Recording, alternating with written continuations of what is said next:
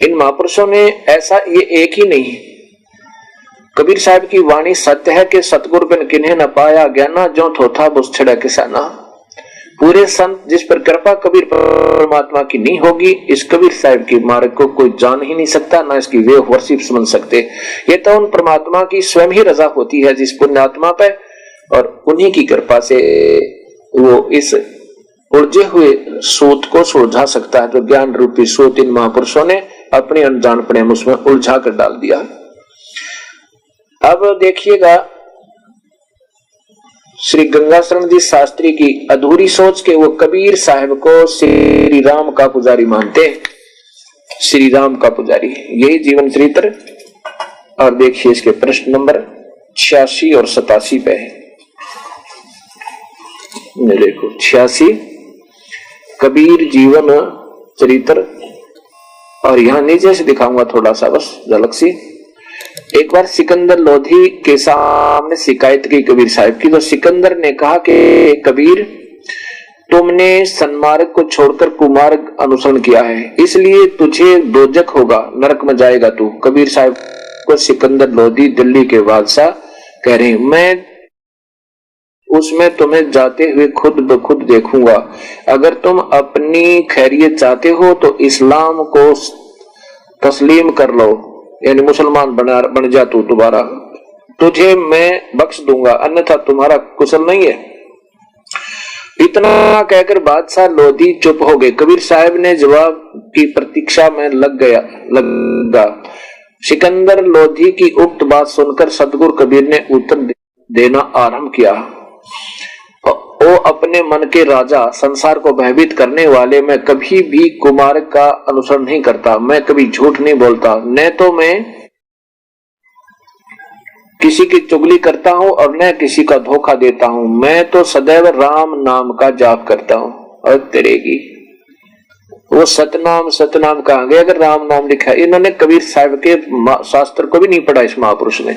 सदैव राम नाम का जाप करता हूं, अतः इसके अतिरिक्त तुम और तुम्हारे गुरु और तुम्हारे सभासद सब को मार्गी हैं। तुम दूसरों को सदैव भयभीत करके अन्याय से कोप भरते हो, निर्बलों का गला घोटते हो, मंदिर तोड़वा कर मस्जिद बनवाते हो, दूसरों की स्त्रियों का अपहरण करते हो, इसलिए तुम सभी नरकगामी होंगे।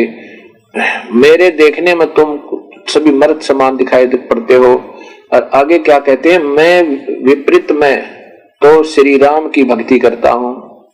क्यों दोजक के काम करते हो, इसके विपरीत मैं तो श्री राम की भक्ति करता हूं। और तेरेगी ये मालिक, इनको सद्बुद्धि दो दाता, ताकि भगत समाज को कोई ठीक रास्ता मिल जाए। सबकी रक्षा श्री राम ही करते हैं। बोलो, उनके आश्रित जो रहता है उसको कोई कुछ नहीं कर सकता, न तो उसको कोई मार सकता है और न ही उसको कोई जला सकता है। अब भक्तात्माओं, इन महापुरुषों की पुस्तकों को पढ़कर इस दास को कोई मानने को तैयार नहीं था, क्योंकि वो कहते थे कि आप क्या जानते हो, ये तो बहुत पुराने मंदिर आश्रम बने हुए, वहां पर तो यथार्थ ज्ञान मिलेगा। आप देखो, जब तक हमारे ऊपर ईश्वर परमेश्वर कबीर साहब की रजा नहीं होगी, तब तक मंदिर आश्रम या पुराने संत महंतों से कुछ लाभ नहीं होगा। ये तो आज के वर्तमान की लेखनी कल जाके पुरानी हो जाएगी, 100 वर्ष के बाद यही बहुत पुरानी लगेंगी, जो आज अधूरी सोच के शास्त्र संतों ने बनाकर ऋषियों ने रख रखे हैं। ये हमने फिर दोबारा रीसेट करने होंगे, नहीं तो ये समाज के आप दोषी होगे, भगत समाज के और परमात्मा के दोषी होगे। इसको हमने एक करना होगा। भगवान एक, उसकी वे ऑफ वर्शिप भी एक ही है, और वो वेद और गीता और कबीर साहब का शास्त्र, गरीबदास जी की वाणी, गुरु नानक देव जी की वाणी, नामदेव जी की वाणी, वो वाणी गुरु नानक देव और राम नामदेव जी की, जो कबीर साहब के निर्णय के बाद, सतलोक दर्शन के बाद जो उन्होंने उच्चारण की, वो मान्य है। और ऐसे धर्मदास जी की वाणी, धर्मदास जी की वाणी में बहुत मिश्रण कर दिया ऐसे अधूरे संतों ने, कबीर पंथियों ने भी, और ऐसे ही कबीर सागर में फेरबदल करने की चेष्टा की जा रही है। जिसको जैसा ठीक लग रहा है उसको ऐसे घुसेड़ देता है। कबीर सागर को बदलते बदलते और ना जाने उसमें कितना को और फेर बदल कर दिया। गरीबदास जी ने उसको ज्यों का त्यों दोबारा चित्रण कर दिया, जैसे तुलसीदास जी ने पहले रामायण महर्षि वाल्मीकि जी ने लिखी थी, उसके बाद भगवान श्री राम का अवतरण हुआ और उसके भी काफी लाखों वर्षों के बाद महर्षि तुलसीदास जी महाराज ने वही पुराना चित्रण ज्यों का त्यों लिख दिया और वो आज सत्य मान्य है। ऐसे ही गरीबदास जी ने पूर्ण परमात्मा कबीर साहब की महिमा और ब्रह्मा विष्णु महेश की सती थी, ब्रह्म पर ब्रह्म की सती थी, सब कुछ ज्यों का त्यों सत्य लिख दिया। आज वो बिल्कुल मान्य है और उसके अंदर जो विवरण है वो बिल्कुल सत्य है। उसके आधार पर ये दास ने इन सत्य को बताया। और फिर जब शास्त्र देखे उठाकर, वेद और गीता तो मैंने 1.5 वर्ष पहले देखा है, उससे पहले ये लगातार 8 वर्ष से दास केवल गरीबदास और कबीर साहब की वाणी के आधार पर कबीर साहब की ज्यों की तो महिमा सुनाता हुआ आ रहा है।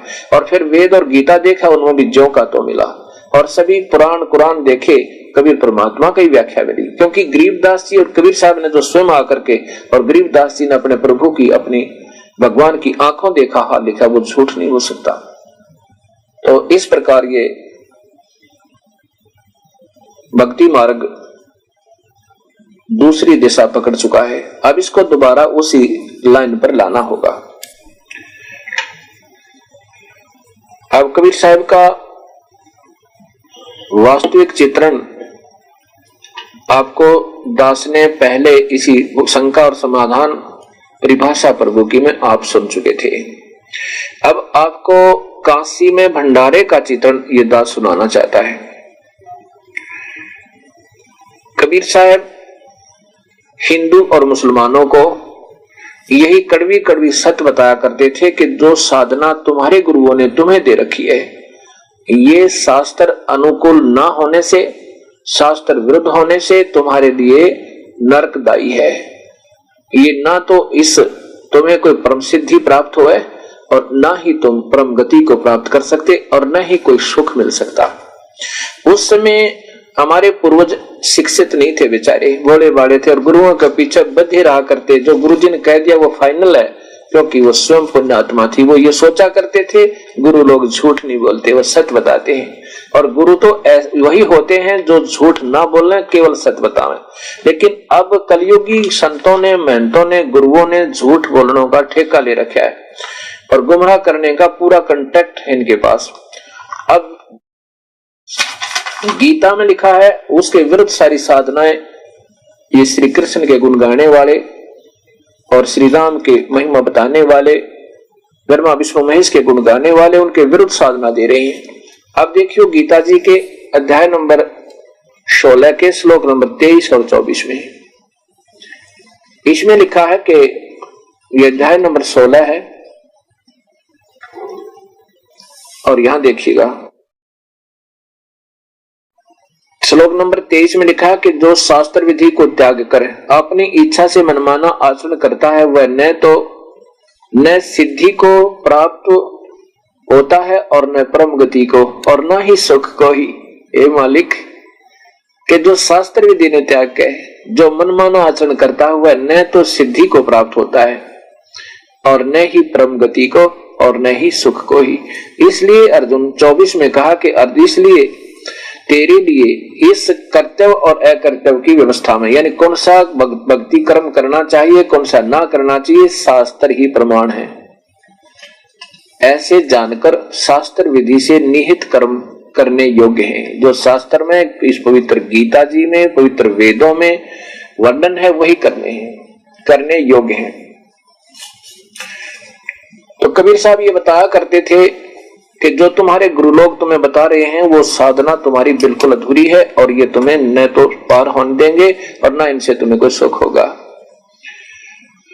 हिंदुओं को कहा करते कि तुम न तो गीता को पढ़ पा रहे हो, वेद पढ़े पर भेद न जाने, बच्चे पुराण 18 और जड़ को अंधे पत्ते खुआवे और फिर भूले सर्जनहारा।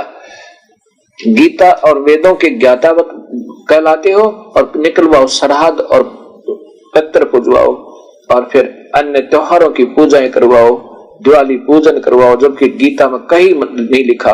माता के जागरण करवावे कहीं नहीं लिखा गीता और वेद में माता के जागरण का। तो ये शास्त्र विरुद्ध साधना होने से नरकगामी और दुखदायी, और ना सुख हो, ना परम गति हो, ना परम सिद्धि हो, और ये ना कोई सुख हो सकता।